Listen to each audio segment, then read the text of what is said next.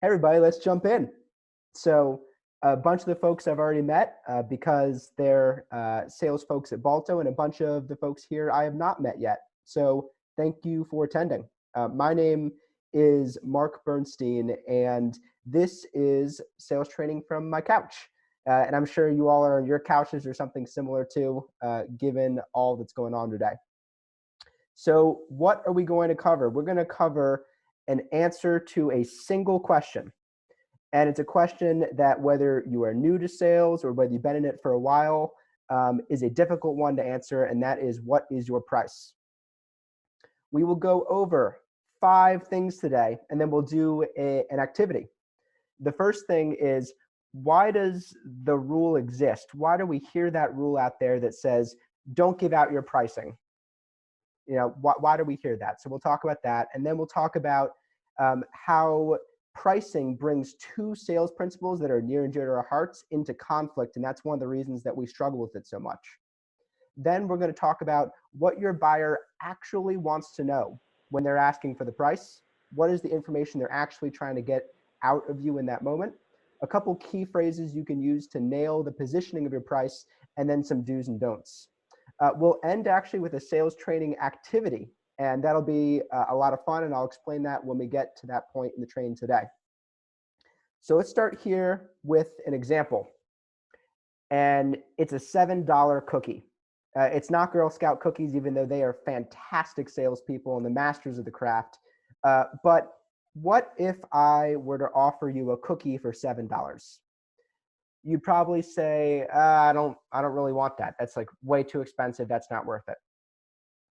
Then what if I told you that cookie was a master baker out of New York City, has a 4 Michelin star restaurant, and the cookie is the final dessert that they always bring out to their guests, and that this chef is coming under hard times because of the coronavirus and is trying to find a way to support themselves. So they're selling $7 cookies to people outside of their restaurant, including folks here in St. Louis and other places. And in that cookie, it actually comes in this beautiful custom box. There's a little ribbon on it, so you can give it as a gift. And one of the best things about it is it actually has a little card in it with 5 baking activities you can do with your family, with your kids, with your friends, in order to have fun during the quarantine. That cookie sounds a lot different than the first cookie. And that highlights the exact reason of why we wait to give out our price. Because without enough information or context, it is difficult to value the thing that you are looking at in its entirety. And it's easy to dismiss buying whatever you're considering if the value is not clear. So we want to wait to deliver value first, and then make sure that when we do that, we justify it with the price. Because when we're making purchase decisions, we're looking at the amount of value we expect to receive compared to the amount of money we have to get or give up to get that value. And the higher the value is that we expect to receive, the better the comparison looks. So this brings 2 of our sales principles into conflict. We just talked about how you want to establish value before you give the price, so it's very clear what they're getting is worthwhile.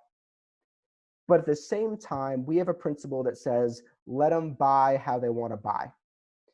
And you're actually hearing this principle come into play a lot in the modern sales world, because people are talking about low friction sales, which means don't put obstacles between what your buyer wants and getting it. Make it as easy as possible for them to get to the finish line. Let them buy how they want to buy. Don't make them jump through hoops in your sales process. But what if the way they want to buy is they want to know the price immediately up front? Well, we're going to have to do a little bit of asking about why they want that price. And we have to consider and break it into 2 different scenarios. Are they asking for the price before you've had the chance to deliver value? Is this an example like a cold call or a prospecting call, where you're trying to book the meeting. They say, okay, yeah, I think it sounds kind of interesting. What's your price?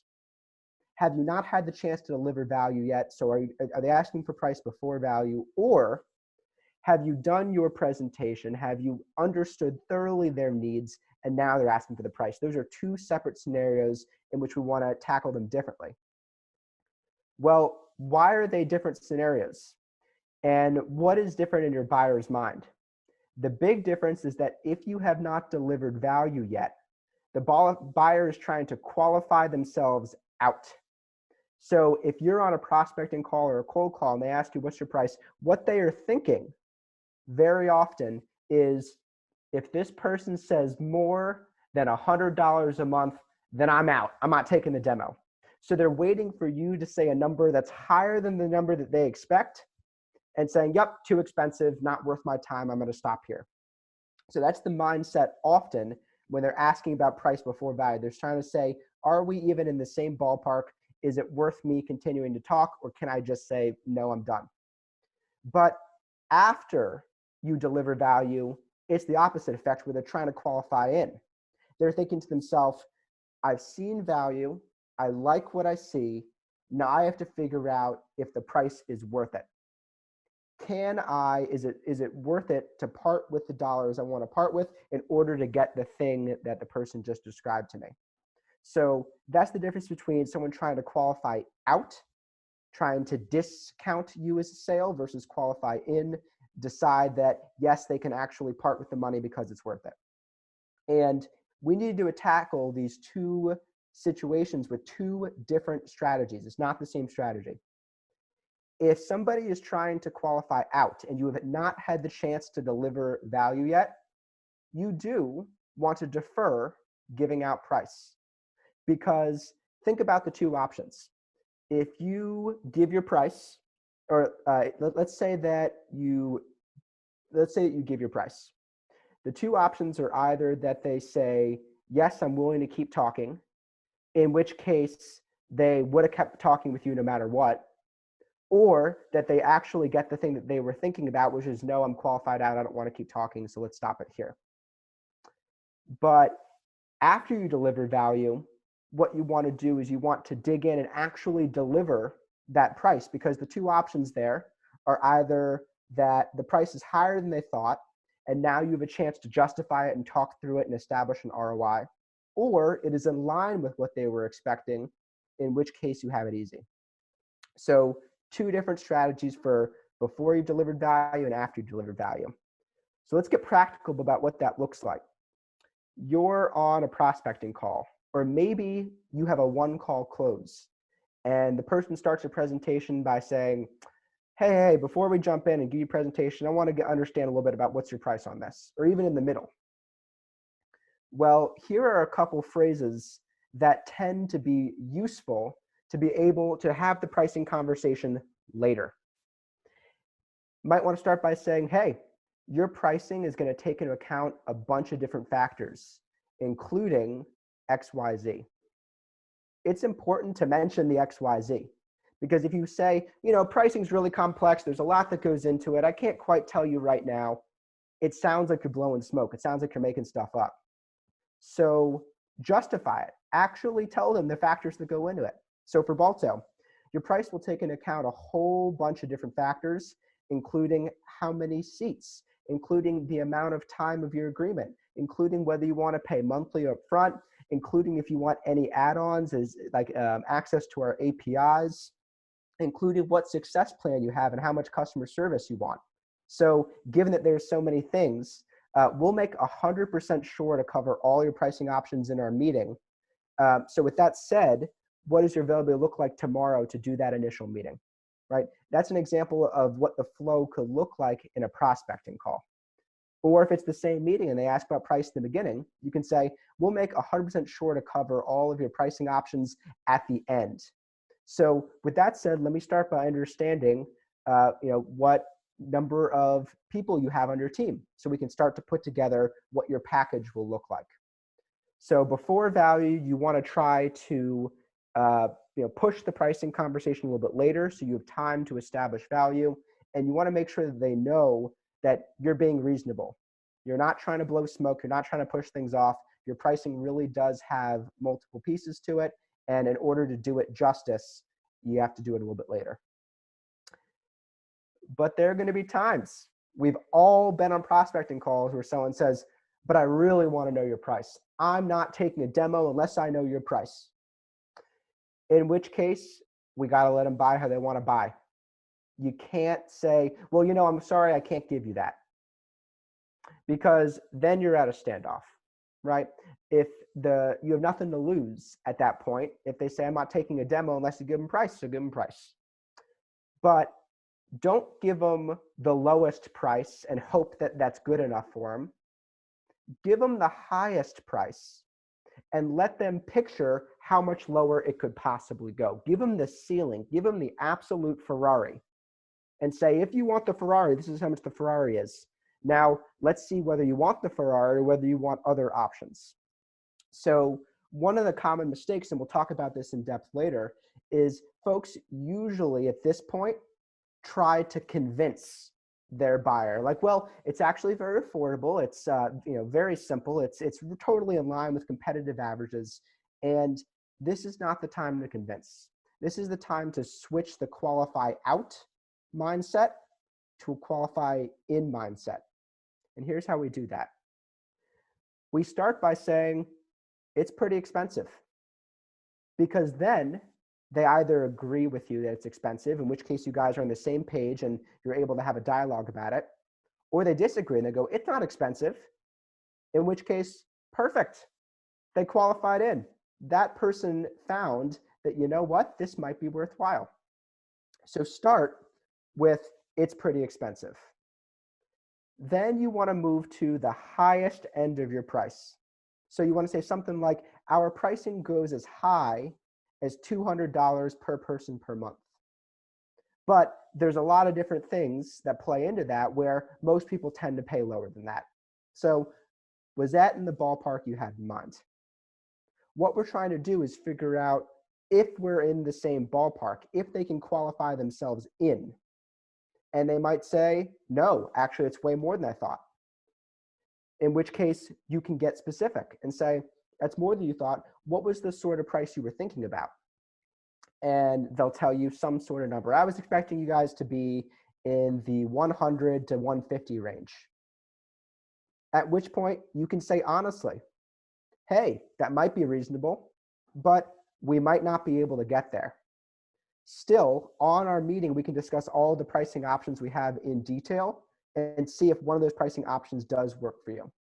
So with that said, what does your availability look like for a meeting tomorrow? So those are the ways that you can handle the cadence that you can use when somebody's asking for price before you've had the chance to deliver value. You want to start by trying to defer that conversation, but if someone is insistent and wants to know, let them buy how they want to buy, because that person will come back if they really want to buy and they're a qualified buyer, and if they won't, they won't. And sales is the numbers game, so we do the best we can. So then the second option is, let's imagine now that you're in the right spot. You've gone through an entire sales presentation and the buyer is interested, they have real pain, you've demonstrated real value. You usually want to start with, great, let's jump into that. So someone says, what's your price? Great, let's jump into that. This is a perfect opportunity to deliver your price by asking a whole bunch of discovery questions. And I'll explain that approach to you in just a second. So great, let's jump into that. And then you'll ask a whole bunch of discovery questions in order to put the pricing package together. So you've asked the questions, you put together the package, you let them know all of the things that are included. We call this go back to value, GBTV, go back to value. When you are delivering price, go back to value. Because remember, we want that scale to be very close. So the comparison that they're making and now the value they're getting compared to the amount that they have to give up to get that value is aligned. So go back to value. With all that included, your price comes out to X. At that point, we just wait. We just wait. There's no, does that work for you? There's no, what do you think about that? There's no, how is that? Is that close to what you're expecting? Just wait. Because doing so is implying it's your turn to talk. I'd like to hear your thoughts, but you don't need to be eager about it. You don't need to signal that you're scared or not confident or like your pricing. Just wait. In some cases, the folks will say, oh, that's great. Actually, it's pretty reasonable. I can see that. But in some cases, they'll say, whoa, that's a lot. That's a lot of money. Usually you want to ask about it and say, well, what makes you think that? And have them talk through it. But imagine you're stuck there. You're stuck at the whoa, that's a lot phase. Well, here's a couple responses you can have in mind. First of all, agree. Yeah, it sure is. The last thing you want to do is try to convince them that it's not a lot of money. If they feel like it's a lot of money, it's a lot of money to them, right? Because the only person's perspective that matters is theirs, not yours. So, whoa, it's a lot. Yeah, it sure is. But you know what? A new customer just signed with us last week. They were similar to you in that they were also around 30 seats, and their use case was trying to improve conversion rates on their sales calls. And they're actually paying the $150 per rep per month that I quoted you. But you know, that might not be worth it to you. That deal might not work for you. So let's meet tomorrow or the day after to see if there's actually a reasonable ROI here for you, because there might not. So one of the things you'll notice there is there's no convincing. There's no convincing. We're not telling them they're wrong. We're not telling them the price really is affordable. We're saying it's expensive, but maybe it's worth it. You don't know, I don't know, let's find out together, right? This is the sort of consultative method that puts you and your buyers on the same page. Let's find out together. So this is an actual picture of Balto's pricing calculator. And I thought I'd detail out for folks for a second what the let's jump into that looks like. So actually, I'll go back for 1 second. And remember, we're starting out with great, let's jump into that when someone says, what's your price? And then here's how you want to transition. Typically, you want to have some sort of resource that you can pull up. If you don't have anything visual, it sounds like you're kind of in the background pulling a number out of thin air. So show them this is an established process. There was thought and calculation that went into the price you're receiving. Here's an example of a resource that I'm using. I'm not just making up your number because I think I can hook you at that number. This is a real number that we've thought about and that's consistent across customers. So try to have some sort of resource up like a pricing calculator. Then this is where your discovery comes in. Perfect. So let's start with how many people you have on your team. How many people could you see using this software? 10? Okay. And is that everybody on your team, or are you thinking just starting with 10 so you can get a picture of how it works? Okay, perfect. So normally when you're buying software, do you like to do multi-year agreements, or you typically just stick to 1 year when you're starting at first? There are pricing incentives for multi-year. Okay. Now, is the priority maintaining cash flow where you want to pay on a monthly basis, or is the priority getting the absolute best rate you can? Well, since you want to really maintain cash flow, it's a tough time. Let's stick with monthly. And now we have 3 different options for the amount of support you can get, where there's the standard tier, the professional tier, and the enterprise tier. And I'll walk you through these 3 tiers now. So that's now a way that I can open up the conversation to going into the quality of our customer service. Notice that it's a pricing conversation. It's not a pricing statement. It's not a pricing proposal. It's not me saying, here's our price, do you like it? It's a conversation. Do your best to make it conversational, because every bit of info that your buyer can offer you makes them a little bit more bought into the price. Every bit of info, every stake that they had, everything they suggested makes them bought in the price. This isn't the price I came up with as the money grubbing sales rep. This is the pricing we came up with together based on what's best for you and what's going to make you the most money that you can possibly make from whatever ROI you're trying to get. So for everyone's notice, you'll notice that I actually chose a number that's about as expensive as Balto gets for 10 people. So anybody who is interested knows that you're looking at up to around 140 because I'm trying to use the principles that we're talking about on today's meeting. So let's go over a couple do's and don'ts before we jump into activity. Do give an exact number for your price. Don't give a range. One of the things you often hear, particularly on prospecting calls, is someone will ask for the price and you'll say, it's normally between around 100 to 150. The problem with that is everybody in their head at that moment goes, oh, perfect, I'm probably at the 100 then. That's probably, because I'm smaller or because it's a tough time and, I'm expecting some discounts, or maybe I'm a great negotiator. I expect 100. So don't give a range because the person will automatically be anchored to the lowest number in that range.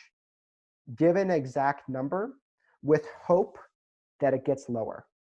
So our price is as high as $150 per person per month, but there's a lot of options to bring that down. And we'll talk about those options in our meeting. Give an exact number with hope that it gets lower. Don't give a range where they can just expect that they're on the lowest end of that. Do stay silent after giving price. Don't get nervous and start talking or start asking questions about it. Let them tell you how they feel. Do go back to value and focus on the value when you're giving price. Talk through all the different things that's going to help them at their business. So because you said that you're trying to increase conversion rates and that a 20% increase in your conversion rates would make you over 200 grand a month, that actually means you probably should be using the Enterprise Success Plan, which comes out to 150 per person per month. So make sure that you're positioning price in relation to value, and don't try to convince them. The last thing you want is that you guys are arguing about price. Instead, say, I'm not sure if it's good for you. You're not sure if it's good for you. Let's take some time and figure it out together.